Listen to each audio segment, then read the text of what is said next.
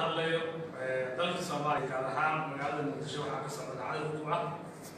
weerar gabdhaha ama gaama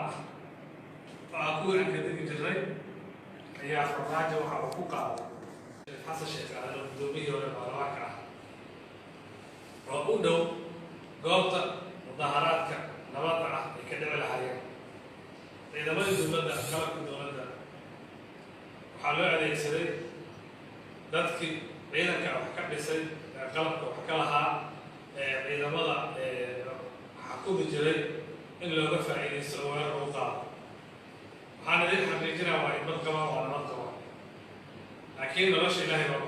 qorshaha farmaajo maaha labadaas inay saacadaan loo yeelin hore ayaan u sheegay in gaalmadii 4 sano soo waday uu joojiyo oo uu kala fahmo mudaharaadka nabadda ah iyo cadowga bulshada iyo dadka iyo xataa dowladnimada laga celinayo waa ka xunna waxaan ugu baaqaynaa marka taliyayaasha ciidamada wasiirka amniga wasiirka gaashaandhigga ra-iisul wasaaraha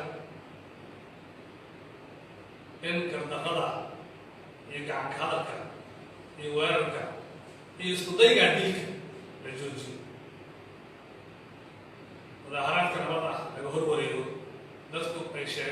sheegtaan waxay aaminsan yihiin weli colaadayna waa nabad waa mudaharaad nabad ah waa waxaabilid waxaa la yaaba dowladda international community-ga ay baagabgaraynayaan oo cadowga ay leedahay aan iska celin karin in maanta international community-ga iyo goobjoogka ah ay weerarto waxyaabihii aadanuhu isku waafaqnimo hore inay xaq u leeyihiin xuquuqda aadanaha ka mid aha oo qofku si ay la noqoto in wax ku cabir ah oo mudaharaadi kara ah ma aqaan sida loo fasiri doono dowladnimada Soomaaliya ee cadowga laga ilaalinayo mar haddii doorashadiina la diiday dibadbixi nabadda ahaana la diiday dadka ku dhawaaqana la isku dayay in la dilo annagu jidkaa baan ku soconaynaa Soomaaliya waan ugu baaqaynaa